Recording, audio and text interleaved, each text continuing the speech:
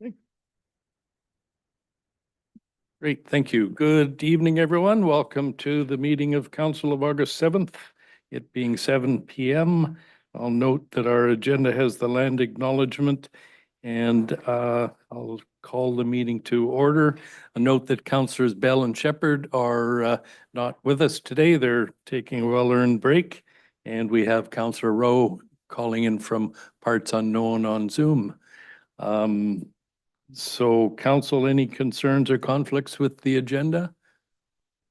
Not, we do have an amendment, as I believe council knows at least part of, and that is in respect of item 10.1, which there's some typing.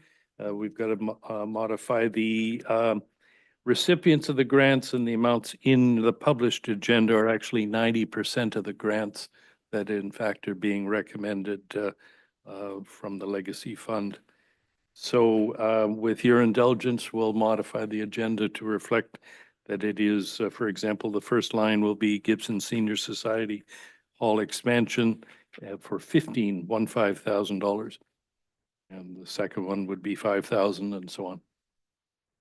Okay, so with that amendment, motion please to adopt as amended, seconded, all in favor? Carried. Thank you.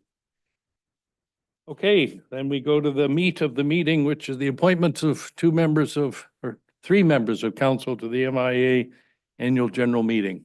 And I'm sure council has noticed that the UBCM or MIA considers Councillor Matt McLean to be an appropriate appointee. So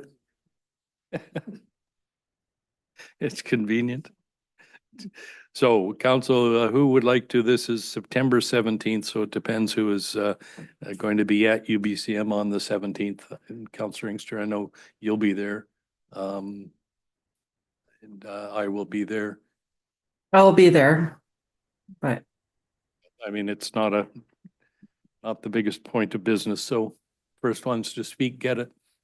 So, yeah, so a motion, I mean, I see they've already got me as a voting delegate, but then, so we'll just do two alternates, you and Councillor Inkster and Councillor Rowe.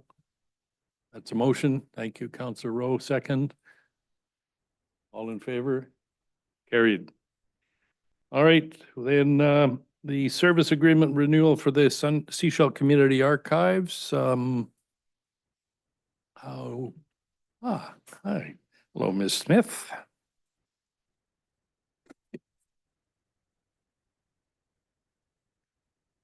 Where we'd be seeing you. So.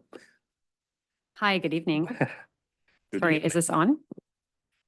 Maybe I'm Yep. just not close enough. Yeah, no, that's good. It's good? Of course, Okay. we've got Councillor Rowe on Zoom. So, council, with any, I suppose, do you want to make any remarks? I think we've had a chance to go through your report. Sure. I very briefly, before you is a request to renew an agreement with the Sunshine Coast Museum and Archives for the governance and operation of our Sechelt Community Archives. We have had this agreement in place for the last 3 years, and it's due to expire December 31st of this year. The reason it's before you now is that we need to take a budget request to SCRD for the community archives, and that's due on September 20th. So we would like to know in advance of that whether or not council would like to extend this agreement for a 5-year period. It has worked well for both the museum and the municipality, and staff are recommending that we do move forward with renewing this agreement. Great, thank you. Councillor Toth. Thank you. Looking at item 3.7 and 3.8 here on page 12. Museum will present an annual budget to district staff for review prior to submitting proposal. I guess this is the September 20th deadline that the museum is worrying about. But is this agreement basically the same as previously, or is there any new clauses here? I just don't recall the last time council saw the museum and archives, anything from them. Thanks. Right. So I think, are there additional services or reduced services contemplated? Or do we know yet? Through you to Councillor Toth, the only change is that we are looking for a 5-year agreement instead of a 3-year agreement. And it's correct that we do like to get interim reports and budgets from the museum, and they have been providing that. I don't have one for you for this year tonight, but I can provide that for council at a later date. Thanks. I think, yeah, I mean, to me, in reading this, it's pretty much just, do we want a 5-year agreement or something different? Everything else is pending. Would that be fair? Correct. Councillor Inkster, please. Mike. I'll move it, and if it wasn't in fact done by Councillor Toth, and I have a comment once it's moved. Okay. So seconded, please, Councillor Yes, Inkster. thank you. It's good to see the archives stay in Seashelt. That's one that it has been discussed where it would end up when it became too big and or needed to be publicly accessible. And I was always one over the last number of years argued that our archives should stay in Seashelt for our community access and in a sense, security and stability. One of the things that I would say with those familiar with the Sunshine Coast Museum budget is that Seashelt, this is one of those functions that Seashelt in a sense over contributes to. So in my mind, and it's just my opinion, that we actually contribute more than we generally get from that service based on the users of the museum. But having the educational background that I have, I'm good. I love museums, but I just wanted to mention that as a fiduciary responsibility to my community, that I see it as one that we actually over contribute to, just to make sure there's a museum on the Sunshine Coast. Thanks. Okay. Any other comments, concerns, questions? So this motion is to extend, to do the 5-year service agreement. Yes. Okay, great. Is there any law, I suppose I should ask, by going 5 years, we're putting it right at the end, I believe, of the next council. Have I done my arithmetic right? No, yes, that'd be 6. Okay, so the next council will have an opportunity to be involved in whatever the future is. Okay, thank you. Okay, then I will call the question. All in favor? Carried. Thank you. All right. Thanks, Ms. Smith. Then we go to item 5.3, and this is the Wakefield Road culvert replacement. And I believe, yes, Mr. Dillon appears, and we have Mr. Fetland to join us. Yes, thank you, Mr. Mayor. I'll just briefly introduce this agenda item and then pass it over to Mr. Fetland. And if at the indulgence of Mr. Mayor, if I could just have 1 minute at the end of this item as well. So I'll talk about Wakefield Culvert. We worked with staff to get this out. We put it out to tender. We got back 5 competitive bids. The lowest one was NB Contracting, with whom we've done 2 projects now. And we've had a pre-award meeting with them. They're keen to go. We addressed some of the uncertainties up front with this project, but we feel that in order to buffer against any risk on the project, we should top up the contingency. So we are asking for some additional funding, and we've suggested the Growing Community Fund, but there is an option to also remove something from the existing capital program if council so chooses. So with that, I'll pass it off to Mr. Fetland for his presentation. Thank you. Great, thank you. There you go. Thank you, Director Dillon. I'm here to present the Wakefield Road Culvert Replacement Award and request for additional funding. Wakefield Road is a collector road in West Seashelt, which runs between Highway 101 and Norwest Bay Road. During the installation of the AO6 sewer program, we installed a sewer line through this area, and we noticed the asphalt in the Cookcrete is up to 600 millimeters thick. This was indicative of a problem with the culvert beneath. During the investigation, we found Wakefield culvert was significantly damaged, being more O-shaped with no longer in alignment and damage to the top of the pipe. If this pipe fails, it would block Cook Creek, which would cause a dam-like situation, which would pose threat to any properties downstream of it. As such, staff did in-house a design for a new concrete culvert deep enough to handle the stress of this deep bury. In addition, we'd reline this section of Wakefield Road and install a head wall. This was approved as part of the 2024 capital projects. And we took the project to tender.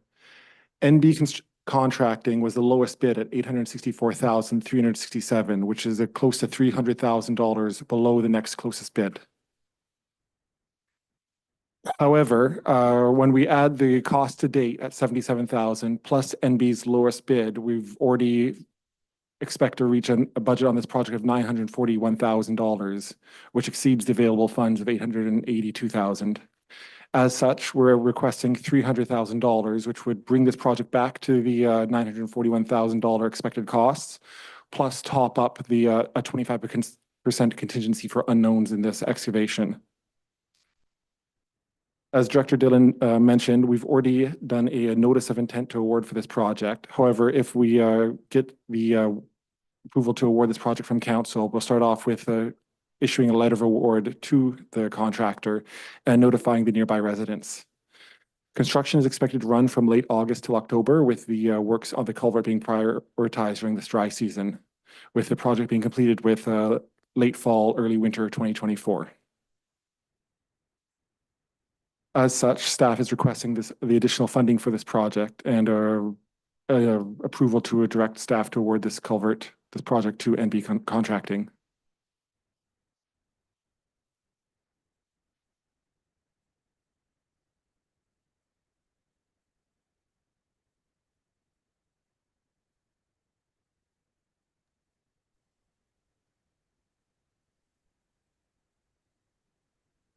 Yeah, it's fairly straightforward. We have a street in West Sechelt that has potential to have problems if we don't fix the road. So we're identifying a number of our roads that have become old over the last number of years. So we're going to have to probably look at a number of these fixes on some of the roads that were built on stumps, et cetera, over the next number of years and budget for it. My question is, the 300,000 contingency, it looks like, based on the quick math, 80,000 was spent with the previous costs associated with although I thought those were departmental originally. Maybe Mr. Dillon or staff can speak to it, but that would then mean there's $220,000 left over. And it comes from the proposed fund that they've mentioned. I'm assuming that if all goes well, that $200,000 could potentially come back to the district and or not being spent. I'm saying 20 could extra, but I'm hoping it, minimum 200. So just throwing that through you to staff. And of course, I support these important road works. Thanks. Mr. Mayor, I'd be happy to take on that question. Yeah, I'll just, if I may, just to add on to that, when you respond, if you could explain, how does GST fit into this? And why is it 300,000 as opposed to 200 or 400? Thanks. Thank you, Mr. Mayor. So in terms of GST, we're a GST exempt organization, so it would be 300 without GST. How we came up with that number is approximately based on about 25% contingency, but if I'm incorrect, Mr. Fetling can correct me. And so that's how we came up with a number, and we just rounded up to the nearest 1,000 for that. And I anticipate we're not going to be end up using this most of this contingency if things go well, but as experience showed on inlet, it's always good to have a contingency when you have unknowns in the ground. Like there could be a buried log several feet down that, you know, is hard to catch in a borehole drilling program. So that could be one type of contingency that we would, you know, want to have something there to cover in those instances. But given the risk profile of this particular project, I don't think we're going to be using much of it, but it's best practice to have a good sized contingency for work like this. Okay, I see Councillor Toss, so perhaps we'll come back, or you may be adding to this. Thank you. Sort of. I got two questions. I'll throw them both out there and hopefully staff can speak to them. I heard, you know, if there's logs or unforeseen in-ground conditions, that could be the variable component to the contract. Is it otherwise, like, how much of this is a fixed price contract versus how much is variable? And then the second question is, I see, you know, we're going with a concrete culvert. I believe that a concrete culvert has a longer lifespan than steel. I'm just wondering if staff would give some indication on what we expect a concrete culvert to last in comparison to steel. Thank you. Okay, so two parts, and just, Mr. Fedlin, you're in front of us, or you, how do you wish to proceed, Mr. Dillon? Do you want, who wants to answer that? Yeah, I'll take it on and then Mr. Fetland can add. But my understanding is with concrete pipe, the lifespan's 50 years, as opposed to a corrugated steel pipe, which you know, you can get up to 30 years on, depending on the acidity of the water and the rate of corrosion. So this will last a lot longer. The other advantage of concrete pipe is it can be relined to gain more life out of it. You can go in there and reline them quite easily if you need to. So we believe it to be a superior product. And in terms of other unknowns, I mean, the advantages of this site as opposed to other ones we've dealt with is there's really no archaeology concerns. We've done the work on that. It's a very low risk archaeological site. And there's nothing in terms of environmental that's really too hard to manage. We're working outside the what's called the bird nesting window.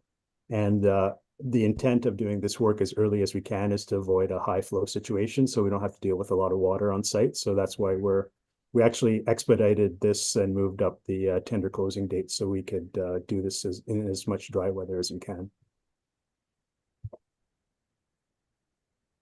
Mr. Fedlin, anything to add? Nothing in particular. Good, great. Councillor Inkster. I was hoping Mr. Dillon would say that it would last as long as a Roman road. But we'll have to take 50 years. Thanks. Thank you. Okay. Yes, one more, please. No more questions. I was going to move the recommendations on page 15 as presented. Okay, thank you. Can I then, I guess I'll just, oh, sorry, second, yeah. So we, just to be clear, we had in our original budget of 882, we must have had a contingency in that. No, that included a contingency. So I guess I'm just highlighting the costs are a lot higher again, as we've seen a lot recently, even than we expected when we did the budget late last year and early this spring. Mr. Dillon, you mentioned we're GST exempt, but then there's reference at the bottom of page 17 that we have to pay GST.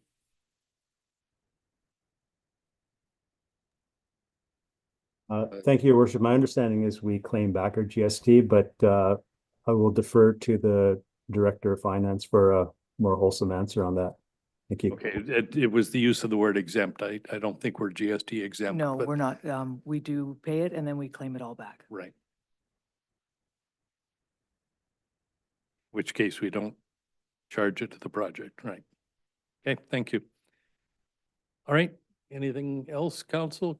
Councillor Rowe, I'll keep checking in. You're okay? Okay. Okay, we've got the motion is as itemized on page 15. And I'll call the question. All in favor? Opposed? That's carried. Thank you. Thank you, Mr. Fetland. Mr. Mayor, if you Oh, and don't then mind, gee, what do you want to say, Mr. Dillon? I'd just like to say that this is my last report with this council, and it has been an honor and a privilege to serve the residents of Sechelt. It's been great working on all the infrastructure projects and the many things we move forward, and I look forward to all the wonderful things that are going to happen in the future in Sechelt when I come to visit. Thank you. Thank you. You took you. Oh dear. You took away some of my thunder for later, but are you wanting to share what you're up to? Yeah, I'd be happy to, Mr. Mayor. I won't be too far away. I'll be on Bowen Island as their new Chief Administrative Officer. And hopefully we can reconnect over coffee at UBCM. We'll talk to BC Ferries about honking the horn as we go by. All right. Very good. And all the best to you. And yes, I was ready for that, but you preempted it. So great.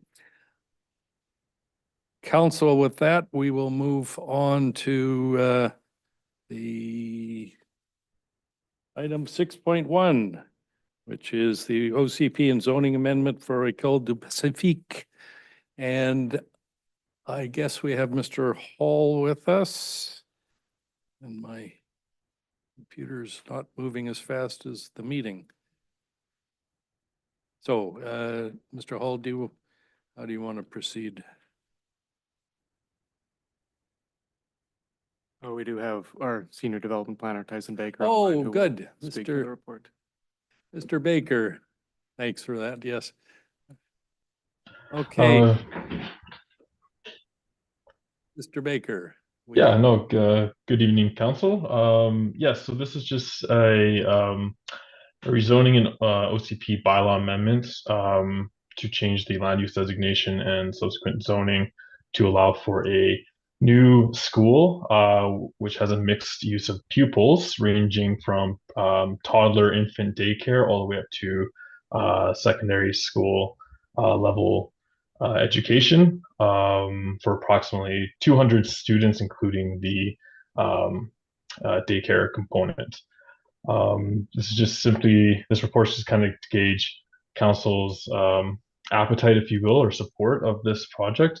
And of course, if council has any questions, we're more than happy to assist. And I believe that there's a delegation from school district number 93 in attendance, who I believe would like to give a presentation. Thank you. Great, thank you. Yes, I did learn that. So who will be, please come on up, sir.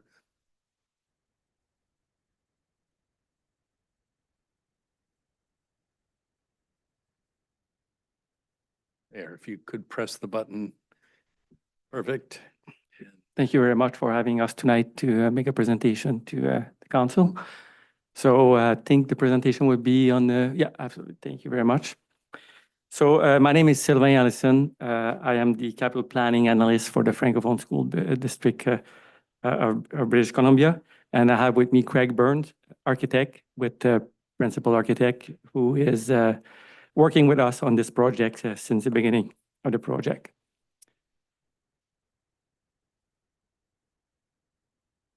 Oops.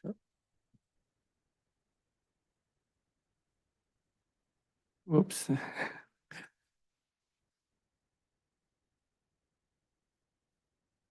Okay, here you go. Warm up. No, it's good. So what is the CSF? Okay, the Conseil Scolaire Francophone. We are one of the 60 public school districts in British Columbia. We operate 47 schools and in 33 communities over British Columbia. We have over 1,200 employees province-wide, school teachers, administrators, and support employees as well, and also a full staff at the main office in Richmond. So the head office is located in Richmond. And what we do, we deliver minority language education under Section 23 of the Canadian Charter of Right and Freedom.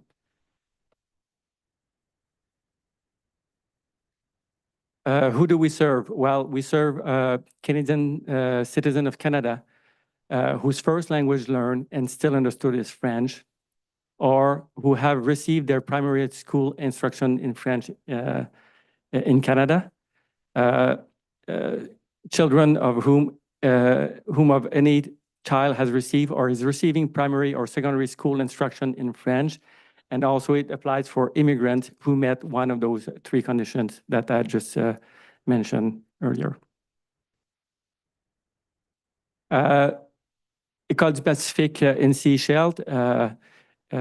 Initially, it was located in the Sunshine Building in 1998.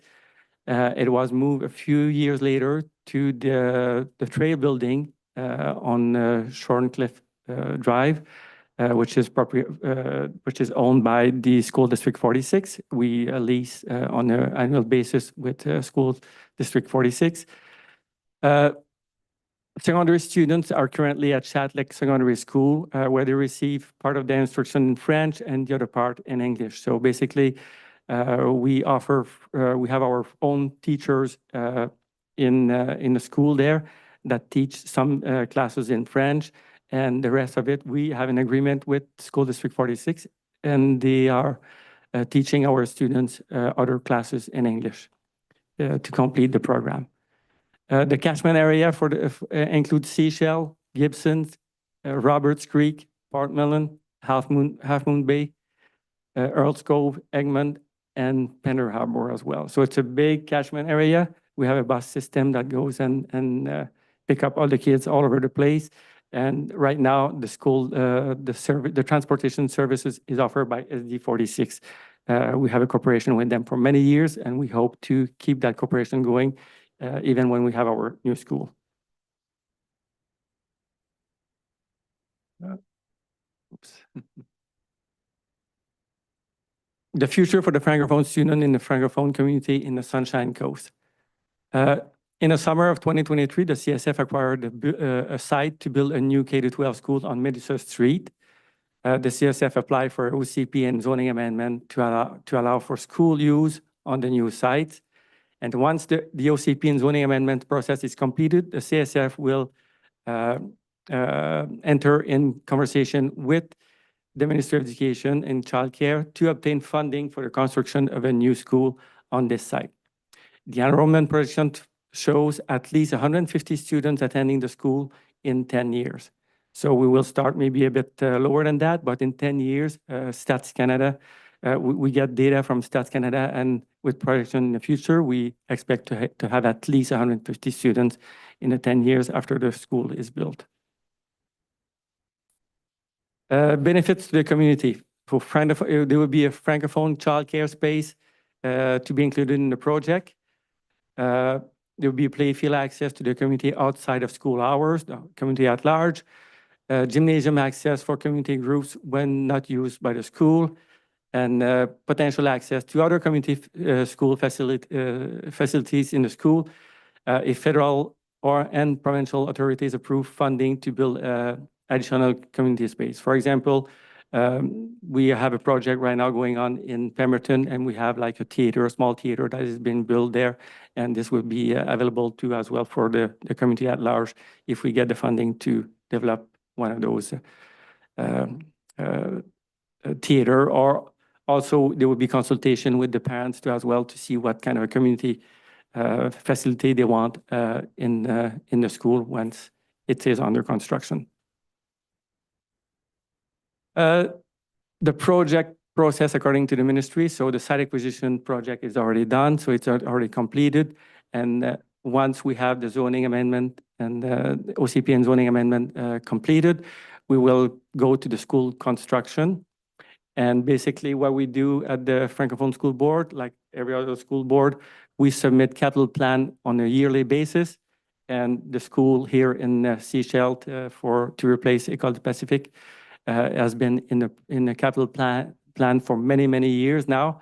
And on a yearly basis, the Ministry of Education review our capital planning and support some project. So we understand once we have the zoning amendment done and everything, the ministry will be ready to support that. From now on, we have a concept plan to be done. We'll develop a project definition report. And after that, we're going to get approval from the ministry with the funding that is needed to build the school. And once it's done, we'll develop design school and go to construction. If you have any question, we're here. Me and Craig are here to answer. Great.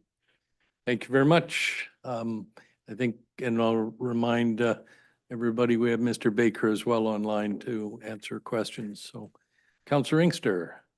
Yeah, I see where the proposed new school will go. It's familiar to all of council as up Medusa in an area that has some housing being going in the last number of years. But it is zoned, as far as I can recall, and staff may correct me on this, it was zoned as residential, and now that's the rezoning application. And we were, I've always talked about the slopes of Sechelt as being a continuation of housing, maybe higher density, because you could build taller buildings that would have views up there. But obviously this is an idea to put, to move the school and have some educational institutions on the side hill. So what I would ask, and I know they leased the former property, is what's going to happen with the former property? Obviously it was a lease, so you don't know a lot about it, but what I would love to see, because we've talked about it before, is that far end of the property to be one day considered as residential for downtown residential for Sechelt. And it's I don't know what its plan is, but without the fact that the L'École Francophone was there for a number of years, and it was what would be seen as a primary tenant with a long-term lease and a good use. I'm wondering if that particular land now would be seen as superfluous to the school district. Okay, I think you started that statement with the right thing. It's probably not for these folks to answer. I understand. Yeah. I understand. I'm just putting it out there. I know where they would like to go. I support an idea of a new school for educating our youth. So I like that. It's obviously something that triggers other discussions. So I just wanted to mention that. Thanks. Okay. And just to clarify, I think the zoning is not residential, Mr. Baker? Oh, Mr. Hall, sure. Here. Yeah, the current zoning is a CD zone that was carried forward from zoning bylaw 25. The property was subject to a site-specific rezoning many years ago now, I think 10 to 15 years ago, for a seniors housing complex that never Right. went ahead. So It's housing. Yeah, but that's housing. Yeah. But, yeah. Okay, thank you. Other questions? Councillor McLaughlin? Yes, thank you through the chair.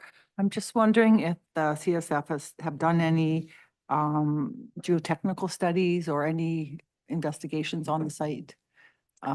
Yeah, we have primary stuff done already, but it will be more of it coming up once we start developing the site. Yes. Mhm. Or, well, I guess one thing that might come up is a possible traffic study, or not, but zoning it, it's not, putting it in the OCP for you is just a first step. So, There will be some, once we get to the project development report, mhm, we will have all those studies done appropriately, mhm, working with the city of Sechelt on those issues. Yeah. Thank you.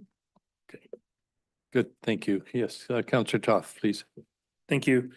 Thank you to Councillor McLaughlin for mentioning the traffic study, because that was something I was thinking about. If we're talking about, 200 students up there and 150 cars twice a day, potentially less because of buses, but Mhm. that could be quite the impact on, a fairly small dead end neighborhood. So I guess this is a question for staff. Have we gotten, it was mentioned in here that preliminary feedback has gone out Have we heard anything from the neighbors yet? And then I'll just ask the second question while I've got the microphone. With the prior zoning, the CD3 that was in place, was there a density associated with that prior zoning that staff might know offhand? Right. Thank you. Good one. So, Mr. Baker, Yeah, so I can definitely speak to so the traffic impacts assessment has been, our preliminary traffic impact assessment has been submitted to the district, which has been referred out to various departments and agencies. We, in regards to the community, because this requires an OCP amendment, there will be public hearing. So that's when we will be referring notices out to the community at large regarding this project if it makes it to that stage. And in regards to the density in the CD zone, I can take a quick look. while you're looking, So, if you sorry. got it handy, it's great. Go ahead. I was just gonna say, so the maximum number of dwelling units and guest suites combined is 46, and notwithstanding previous section, the maximum number of dwelling units and guest suites combined may be increased to 193 units, provided the applicable conditions from the housing agreement are met. And forgive me, I'm not sure of the details of the housing agreement at this time. Follow up for you. Okay, thank you. Councillor Rowe, I see your Zoom hand up. Thanks. And are the French school presenters still at the microphone? Yes. Okay. I just wanted to acknowledge and thank you for including childcare spaces in the plan. And I'm just making an assumption, but just checking that those kids going to that childcare would need to meet the qualifications that the same as the school children, or would that space be open to the community at large? Yes, primarily, definitely would be for the student that meet the requirement of a French school. So the goal is to promote and retain the French language. So as if we start the kids earlier in the system, at the daycare level there, they will have better chance to retain and promote the French language in the future. Great, thanks very much.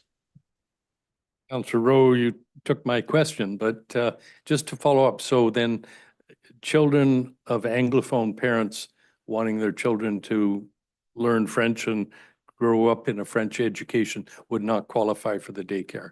No, if they don't meet the requirement, Right. one of the 3 requirements I mentioned there, they are not allowed. It's the same thing that happened in Quebec. It's the reverse way. It's the Anglophone has to meet those 3 criteria to be able to send their kids in a Anglophone school. The Francophone parents cannot send their kids to an Anglophone school in Quebec unless they go to private school or. Right. Yeah. Okay, good. Learn something new every day. Councillor Inkster, please. Yeah, I learned that a few years ago when I was told that I didn't qualify, but I could be an immersion student, which I was when I was young. So I had both languages until I ended up in school where there's only English spoken, so I lost most of the French, sadly. My question was, the traffic was mentioned earlier, and it was going to be my second question, but I'm glad it was mentioned. There's a road that comes away from the care facility up there that comes in front of it and goes along in front of a number of houses that have been built recently. So it goes in a sort of a curve pattern, and it goes along there. I'm wondering if that, when it's continued, because obviously that's the plan for those sets of properties, would then hook up with if planning knows it, if it would then hook up with the piece here, which would be either Dungeness or any other piece. I guess it couldn't hook up through the school ground, but does it hook up with Dungeness or something there later on? So it would be an alternative route to the school. Does planning know? Okay, Mr. Baker or Mr. Hall is poised. He's got his microphone.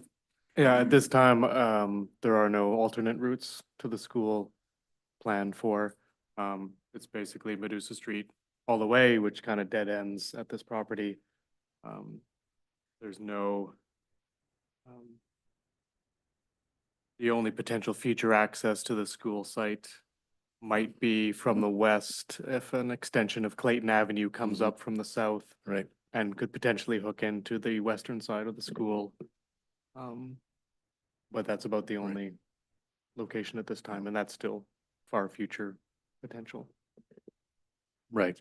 Yeah, it's just good to have good accesses to public assembly situations for everything, including traffic, but also firefighting vehicles Yeah. as well. So I hope that we develop that out. Thanks. I think we'll find the fire department, if they needed to, would come onto the Chatlich playing field to access the school, you know, if they were in that disaster scenario.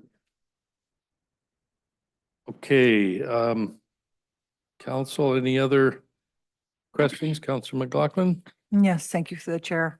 I just want to highlight, I too have been a school facilities planner, and it is quite challenging to find a big enough school site when you're not getting a dedicated school site from a school district. So I appreciate your effort to get this site and to try and work it in. So I just would like council to recognize the challenges of CSF to find places and to carry on providing services for their students. Thank you. Very good. Thank you. Councillor Toff. Thank you. A quick question. I suppose it's for our presenter. A couple of years ago, there was a proposal that was brought forward to look at splitting the Seashelt Elementary property. I believe there was some conversation about SD 93 purchasing a part of that property. And I'm just wondering why it didn't go forward. I mean, downtown, it's already part of a school facility. I'm just wondering if they're able to speak to that. Thank you. Right. Well, it's a bit of a complicated answer to try to answer this question. So at the time, definitely, yes, there was interest to buy a portion of that property there to develop and to build a school. There's something that we call a court case that happened for 10 years with the Francophone School District with the province, and there was a judgment that came out, and basically this judgment made the board realize that they have the right to a better, I'm not saying better facilities, but I want to say a better situation to offer education. So we were going to offer only from kindergarten to grade 7 here in downtown. But with that judgment, the board realized that we had the right to offer up to grade 12 as well. So that site was not big enough anymore to be able to offer the full program. And also realized that we can have a daycare on top of it too. So adding secondary students, daycare, and also some possibility to have some federal money to add other facilities. And give the example earlier as a theater. And so basically we needed a bigger property for that. So that's why we started searching somewhere else, and we got the Medusa site. Great. Can I just, I wanted to clarify, it's unusual that we'll go through all this work. You'll do a lot of work, spend a lot of money. We're spending a lot of time, and officially you don't have money to build it. I think I'm. Pardon me? Sorry, Yeah, it wasn't. Yes. Yeah. We're sending our intrepid engineer out to figure out what's wrong with that person's brakes. It's unusual to come forward with a project saying, this is what we want to do. We're spending a lot of money, whether it's traffic studies or geotech or whatever, planning, architects, and you don't know if you have the money. Is that kind of just something that? Yes, what the mandate of the Francophone School Board, the board, is to develop and promote French language in British Columbia, and we are using education for doing that, and it's a right that is given through the Charter of Right and Freedom. So basically, this is all we're doing. Basically, is funded by the Ministry of Education. eventually, we are going to submit some project there, and the Ministry of Education is paying for our effort. So faster and easier it is for us to find sites, not only in Seychelles, but all over BC, well, cheaper it is to the province, to the taxpayer to do that. So, Yeah, we know about that. yeah, You wait, it costs a lot more. so. But the question, my question is, sounds like really it's a process you have to go through, but the likelihood of you coming back saying, sorry, we don't have money to build it is pretty small. It's pretty small because they already approved the purchase of the site. Right. So they won't purchase a site without approving us a school. So eventually, once we have this, and we saw that in other community, now it's happening like in Pemberton, it's happening in Squamish, it's happening in Victoria. Once we have the property, the approval of the construction of the building is within a year, often within 6 months. So. To build it. Not to build it, Oh. but the approval to go ahead and develop a Thank business you. plan. And well, the process from the Right. business plan to the opening of the school is probably 5 years. But Right, we right. start planning, no, once we have the zoning amendment done here, well, within probably 6 months, probably we could have approval to start developing Right. a project and go ahead for that, so. Very good. Yeah. If you could build things in 6 months, we got a lot of projects. Well, we won't do that, I'm sure. Very good.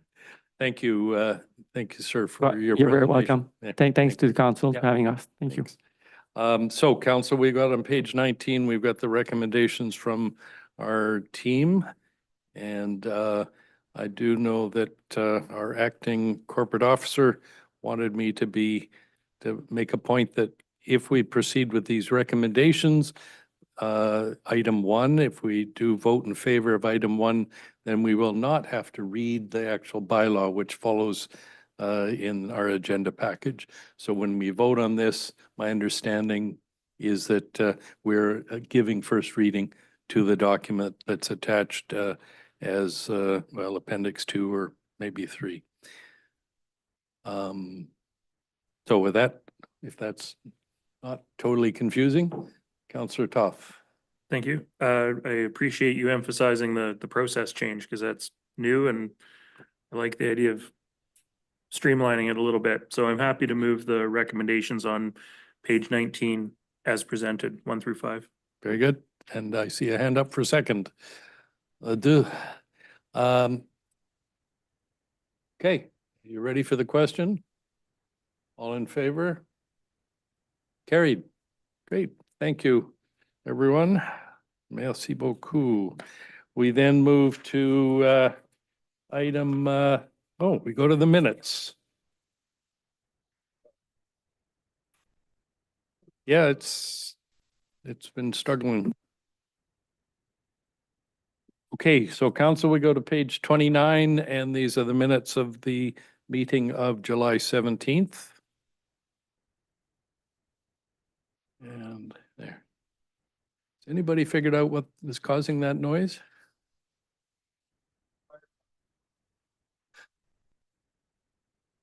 Is it lights on? Okay, very good. Thanks. Okay, council, so we have the regular meeting of council, July 17th for adoption. You okay with them? I'll take a motion if you are. Second, any discussion or corrections? All in favor? Carried. I did, if I may, just on page 33, item 9.1, I wondered if we might get an update. There was a council received verbal updates, and I know part of why the minutes are reflecting this is that we are expecting to integrate the minutes and the YouTube video, if I understand correctly. When is that likely to be operational? Or, sorry, I didn't give you a heads up about that question. So currently, we are, they'll be connected with eScribe through the website. Majority of the time, the process has been operating. every once in a while, there has been user error. So that's why we're just maintaining both ways, but everything is broadcasted on YouTube. Right, but my understanding was part of why we felt comfortable going to this wording in the minutes was we would be able to refer to a specific timestamp on the YouTube. Majority of the time that has been the case. But every once in a while with training. No, and such, that's there fine, has but- been. So some going hiccups. forward, we'll look for, the minutes would say we'll have a verbal updates.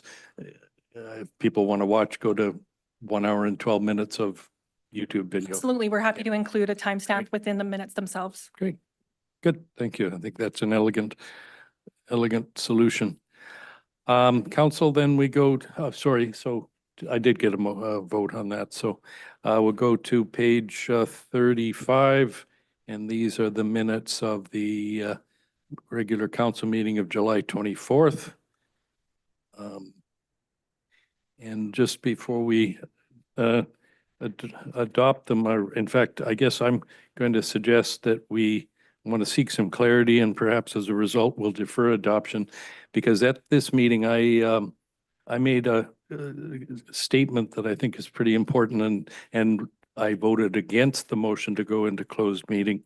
I think we've often adopted that approach that if council or members of council vote against something, that we will, if appropriate, describe the reasons why they voted against. And so this is for council that in this case, I would certainly appreciate. I did express my view that some of the matters did not warrant being discussed in a closed meeting. So that's my suggestion to council, that perhaps we could defer the reading of these minutes today, and staff could go back to see what was said and come up with phrasing to reflect why I voted in opposition to the resolution. Councillor Toth. Thank you. I'm happy to defer it to seek some clarity, but I seem to recall we've had a conversation before about not keeping track of why members are opposed. I think if they want us, public wants to know why somebody's opposed, they can go watch the YouTube recording of the meeting. Okay.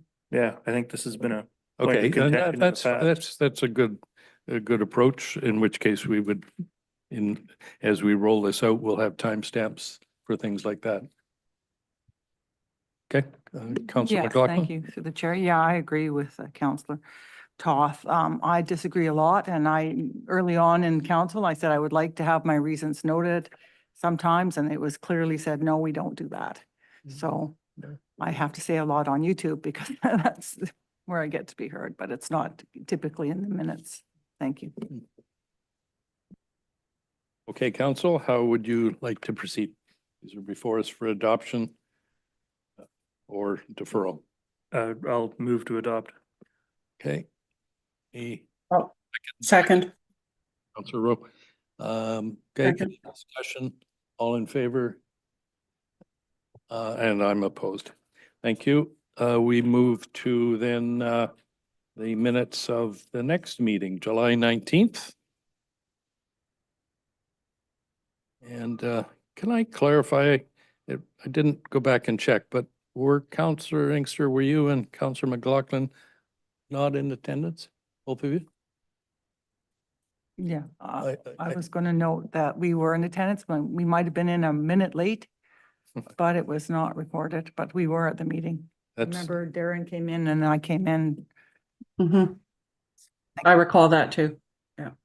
okay, good. So, so we'll need to modify these to show both Councillors Inkster and McLaughlin were in attendance. Or will, or Councillor, sorry. Sorry, they did actually enter the meeting after the meeting was adjourned. After the meeting was adjourned, right? This was a short, It was Typical following the short vote meeting. to close the meeting. okay. No, point All taken. right. Very good. Yeah, it's kind of unusual, but yeah, I guess that's fair. Okay, in which case a motion, unless there's any other comments, a motion to adopt. And seconded, Councillor Rowe. All in favor? Carried. And then the same type of meeting, the traditional, the meeting of July 10th. Motion to adopt and seconded, and all in favor? Carried. Very good. Thank you, everyone. We can then go to the council reports and the SCRD reports, and who would like to start from the SCRD? Come on, rock, paper. Nope, I've been pointed at, so I didn't point at Councillor Inkster fast enough, so I guess I'm up first. Be a super quick one from the SCRD. Again, you know, the SCRD's on summer break now too. There was a contract extension for HVAC maintenance at SCRD facilities, same contractor, just a couple more years. I think the only thing really of note to report is that the implementation of free transit for youth has been delayed. The decision was made sort of behind the scenes to synchronize the transit for youth passes with the school district photo ID cards that are issued to students. So rather than doing duplicate systems, they could just piggyback on the school board's student cards. So I think that means that the program won't really start until mid-October, but it does it goes from mid-October to mid-October going forward. So if the program is continued, it actually means that graduating students will receive a little bit of extra free time on the bus. So hopefully it'll get them into good habits in their working careers. And that's really all I have for regional district. I don't know if Councillor Very good. Inkster wants to add. Councillor Inkster. Thank you. Yeah, it's good to see. A little disappointed on the slower implementation of the program, but as I thought was clear, they just have to get student cards first and then they can use them to get on the bus. I was just hoping to not have to give my kids money in September. But I guess I have to wait 2 more months for transportation. The regional district, I think everyone receives the water reports. It is going down obviously with the heat and stuff. 5 centimeters up last week with the rain that came, so that helps. But it's now starting to move down, but we're in August, so that's good. And we know that the Church Road comes into effect. So we got a lot of water right now, and hopefully the leak detection contributes to solving some of the leaks to increase more water available. But it will go down as the weather continues to be warm and as we have a number of more users visiting our beautiful Sunshine Coast. And a few extra meetings lately for Councillor Toth and myself at the regional district. But we're now have a few weeks off after this meeting. So thanks for allowing us to report on that. And there's a report coming later on in our meeting from the regional district. Thanks. Thank you. Okay, how about council reports? Councillor McLaughlin, Councillor Rowe, Councillor Toth, and me. Okay, through the chair, yes, been kind of quiet in the summer. We did have a meeting with SCAF and it was quite interesting and fairly long, and they have some minutes I think they're preparing, but it's always good to have their feedback and to have that dialogue. Thank you. That's about it. Okay, and that was SCAF, as in the Sechelt Community Associations Forum. First, I thought you said staff. So, Councillor Rowe, thanks.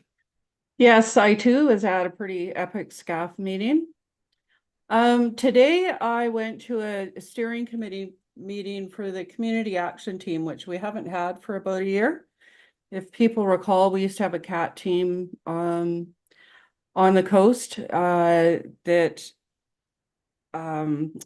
ran some programs for our most vulnerable people dealing with addiction, etc.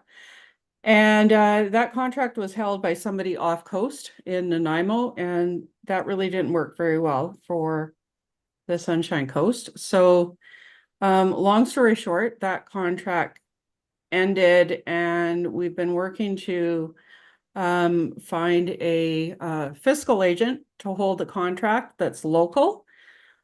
And the Community Resource Center has agreed to do that. And so today, the steering committee met and just to finalize the application for funding, which is just really a formality. Because we've been in discussion with the leaders at the Community Action Initiative, which run all the CAT teams in the province. And so, you know, we're feeling obviously very hopeful. The rest from September to December will be focused on rebooting the CAT team and trying to give it a stronger foundation that we had before. Before it didn't actually have a steering committee, so the way that it's been structured now, we're hoping to increase accountability and being able to tell the community exactly what they're doing. So if that grant is received, which should be in the early fall, they will hire a coordinator and peer coordinator and get some programs back up and running, because I think you know, it's been missed, and some of what we're seeing may, you know, in the community may be a result of some of those programs being lacking this last year. So anyways, that was a very positive meeting.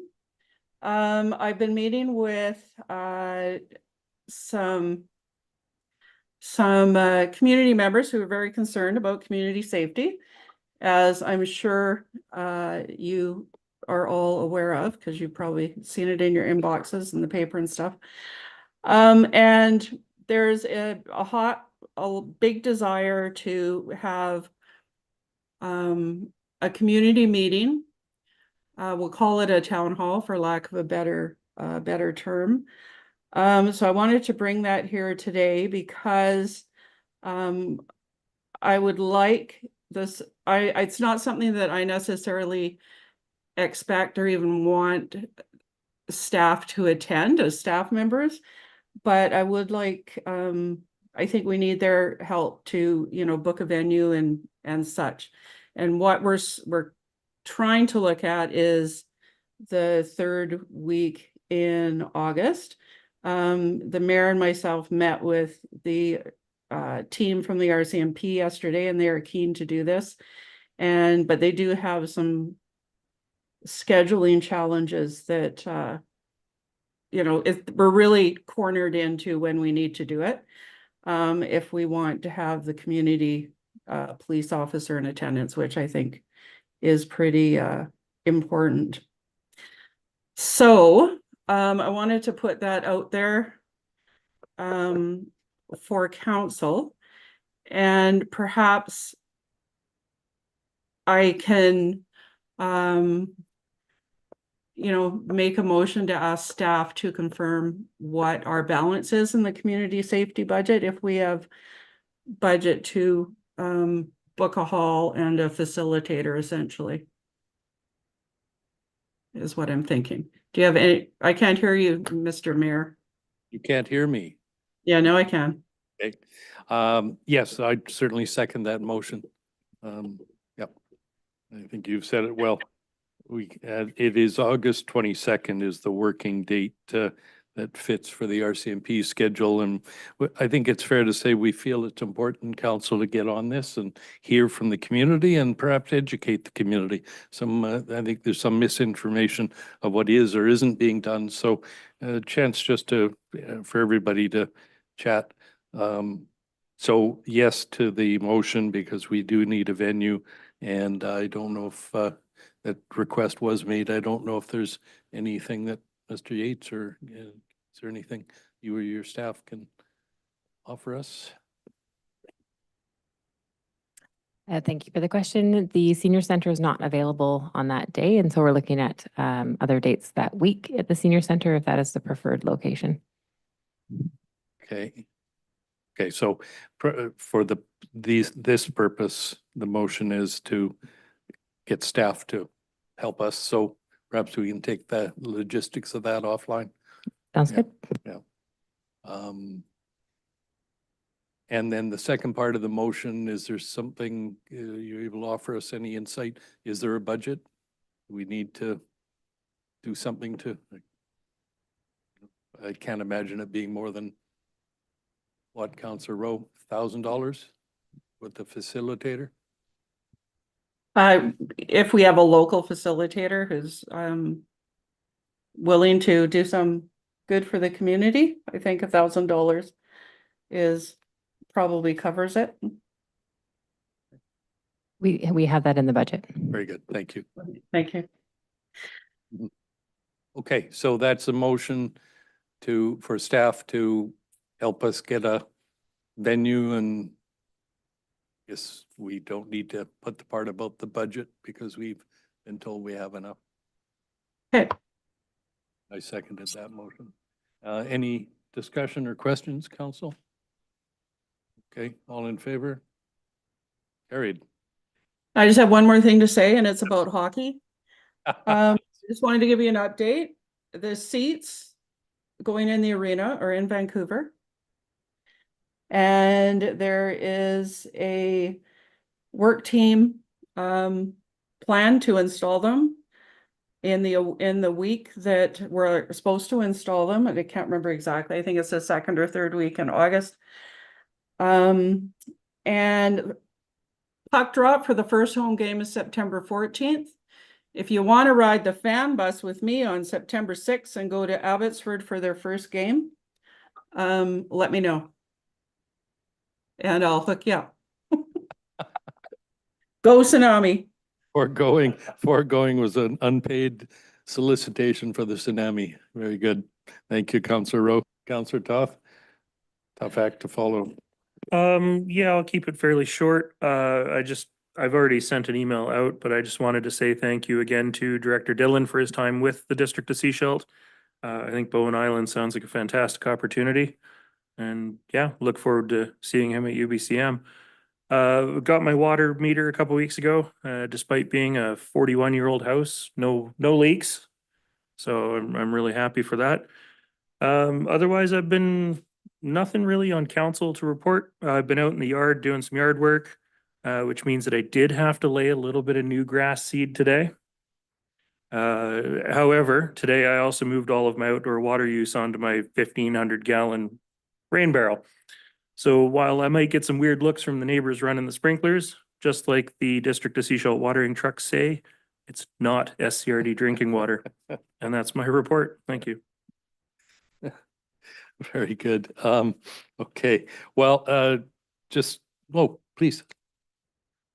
Thank you. Before you start, I just would like to let people know if they want to see a giant crane.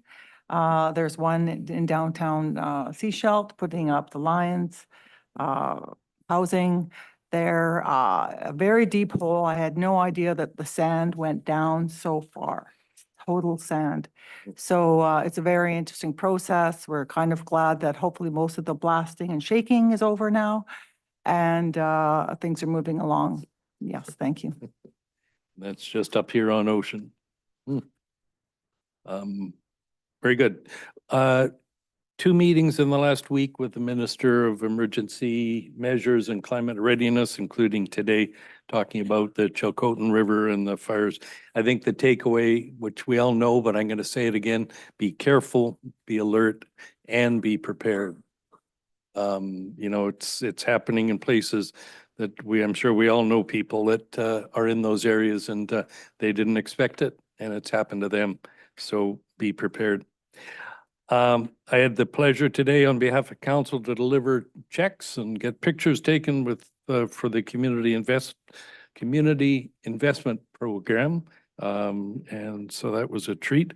Thank you to our staff for preparing very large checks. We were discussing how you cash those. Do you shove them into the ATM, or how do you? Mention has been made of the SCAF meeting, and I just wanted to say it was a great meeting, and it's again epitomizes the value of volunteers and how much we rely on volunteers in the community. So, you know, there's a whole group of every community association in the district that works very hard, and it's brings a lot of passion to those meetings and cookies. So that's how you get to council. You see? Councillor Inkster, you'll be there next time.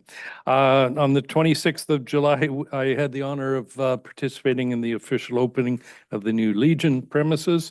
And of course, this being the busiest week in Sechelt, it'll be full of hot rods and classic cars for the Rod Run on Friday, the Coasters Car Club on the Show and Shine on Saturday, and of course, drag races on Sunday. So weather's looking good, and I hope everybody will take a chance to get out and enjoy, as you said, Councillor Inkster, such a great place to be here in Sechelt. And it's so much fun to see and hear tourists talk about how lucky they are to be here to visit. And we get to live here, so lucky us. So that's my report. I did go, oh, I beg your pardon. Oh, Councillor Inkster, we'll go last. Thanks for remembering me. A couple of things. I'm glad to see that because we're seeing it, the concerns in the community over some of the things that the change in our community over the last number of years. So I'm glad we're going to get together and listen to the community. I prefer not educate the community, as you said, but provide some information to the community. I think they've been going through a lot. And so I see this as a pressure valve for them if we can meet with them soon. I don't know the dates. Maybe it was on a Wednesday like we usually meet. So I look forward to us. The SCAF meeting, I was all prepared to come, and you keep teasing me with cookies, but then I got called into one of my other jobs again. And the things that I do with that job is really important. So sadly, I missed the meeting game, but I know that the council members that were there are very capable and serve SCAF well in attending. So we have a few weeks off. I just wanted to mention that the mayor may be interested in is that my 2 children have taken up golf. So that's probably why I need to save some money on buses because it's already been an expensive endeavor. Clubs, carts. I don't know if council knows that kids use golf carts. When I was young, we put them on our shoulders. But nowadays, a lot of the youth use golf carts. But I talked my kids out of it and said, we're either going to carry them or we're going to pull a little pull cart. This is all also about exercise. But still, having that been said, it's not it's a fairly expensive vocation to have 2 kids as well as me to play golf to try to correct their swing as best I can. So thank you for allowing me to speak. Thank you. I haven't played golf since 2011, but I'd still have golf clubs if you need them. Left-handed ones, I'll take them. Thank you, Councillor Inkster. All right, Council, we go to item 10, correspondence, and we have in front of us the Legacy Fund Grant Committee's recommendations for for donations, grants to the various agencies. As I said during the adoption of the agenda, there's a little bit of mix up in the descriptions, but all of these grants are going to the various agencies. I think it's on pages 41 and 42 of our agenda package for the various, like the Sunshine Coast Affordable Housing Society is getting money for the Shaw Road project. So with that clarification, are there any questions? Anything we need to know? Councillor Toth. Thank you. Don't sit on this committee, but I noticed a couple things that I did want to highlight in here.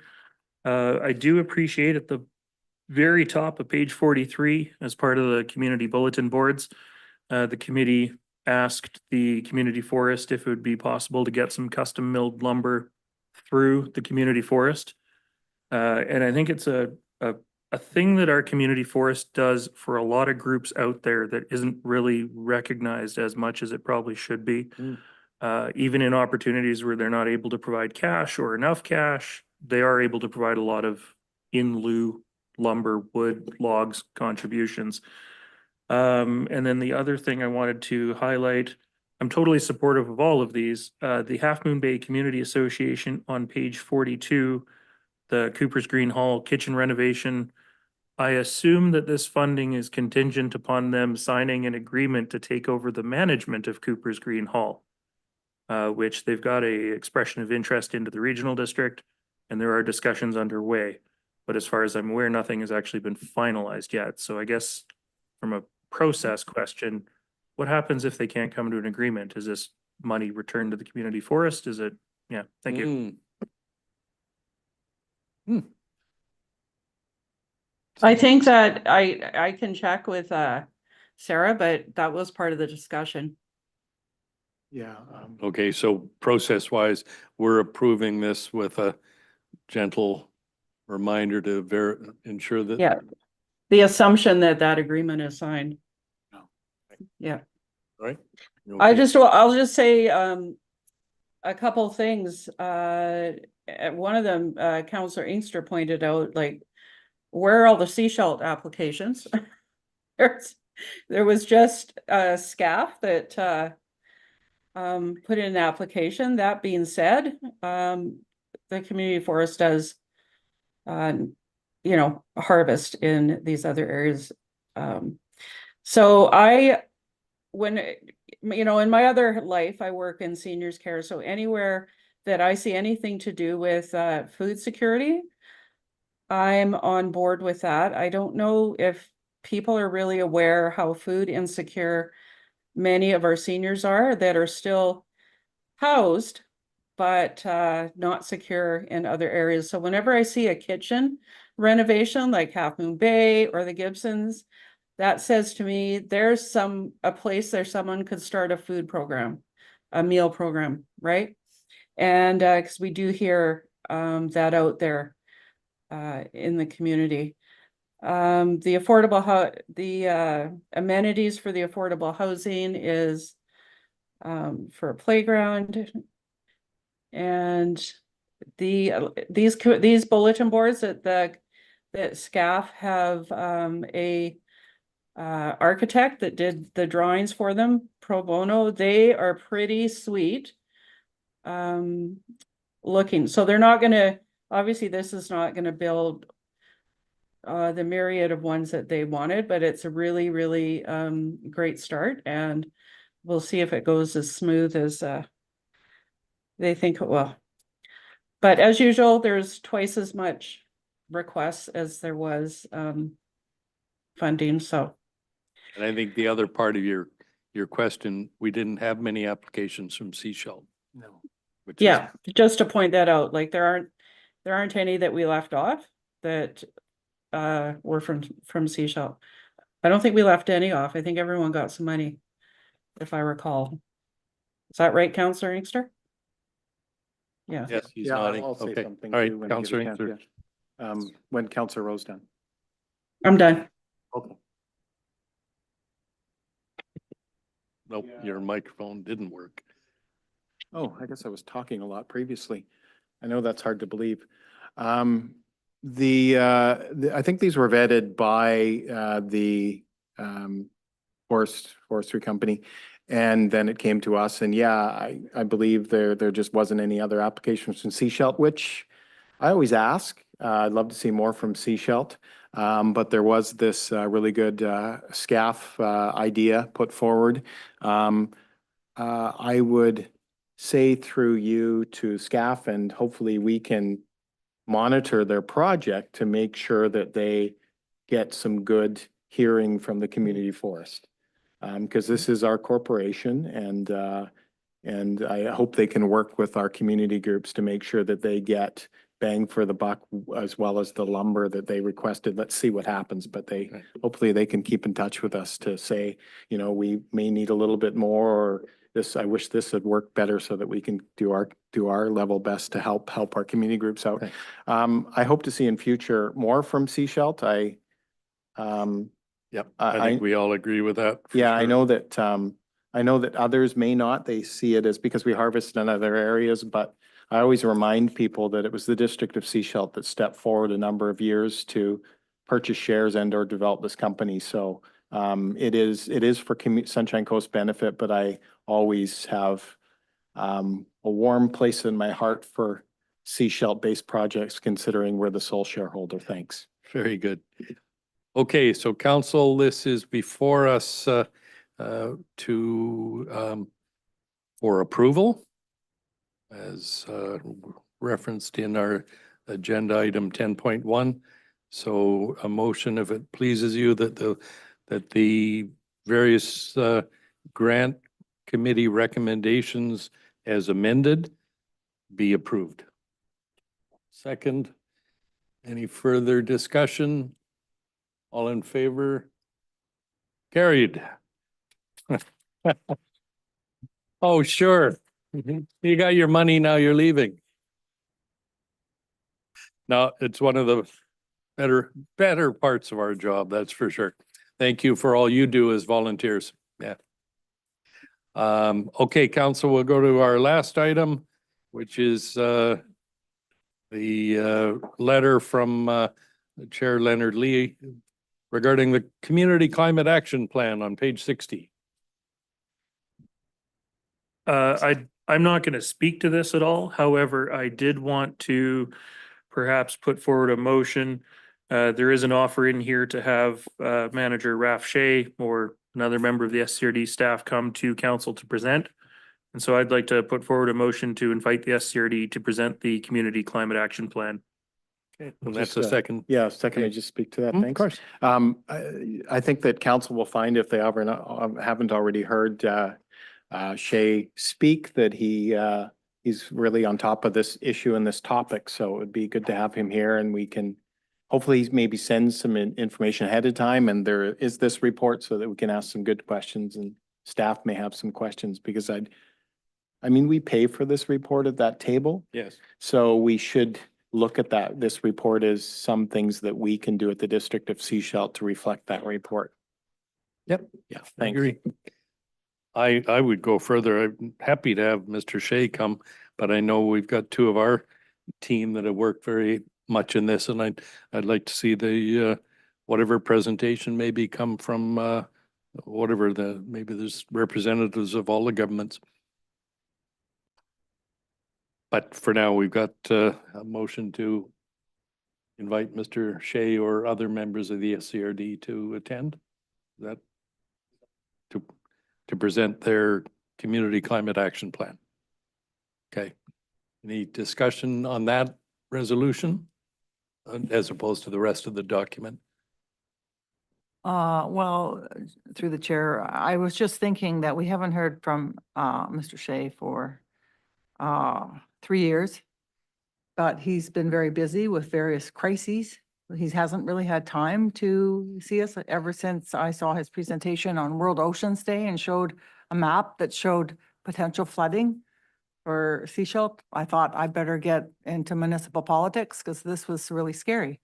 And so it's really critical, and I hope that we will have our planners present as well, because I really would like to know how our planners plan to integrate this work so that we have it as a strong climate plan, because with resilience, perhaps even proposed projects, because to me, we've got kind of sidetracked with housing and COVID and all the rest of it. But really, if we don't start really tackling climate issues, we're not going to have to worry so much about housing and such, because we're going to have bigger fish to fry. Thank you. Okay, thank you. Okay, so a motion to invite the SCRD personnel to come. All in favor? Carried. Thank you. Now, anything else that council would like to discuss from this letter? If not, we will take that as received, and I'll entertain a motion to adjourn. And second, all in favor? We are adjourned. Okay, now, do we have folks on Zoom? Because we'll entertain questions, of course, from the gallery, but